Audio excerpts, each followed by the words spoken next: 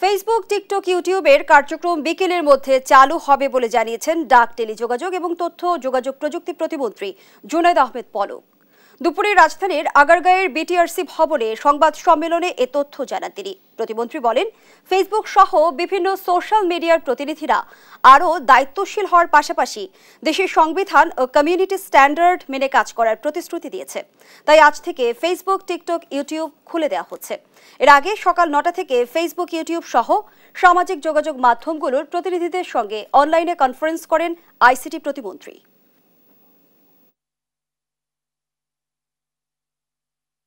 আমরা আজকে বিকালের মধ্যে আমরা যে সকল সোশ্যাল মিডিয়া প্ল্যাটফর্ম আমরা কিছু বিধিনিষেধ আমরা আরোপ করতে বাধ্য হয়েছিলাম, তবে আমি আনুষ্ঠানিকভাবে আজকে আপনাদেরকে জানাতে চাচ্ছি যে আজকে আমরা সেই বিধিনিষেধ আমরা প্রত্যাহার করে নিচ্ছি এবং বাংলাদেশে আমাদের সাইবার স্পেসে আমরা ফেসবুক, টিকটক এবং ইউটিউব এর কার্যক্রম পরিচালনা করতে আর কোনো আমরা বাধা রাখছি না।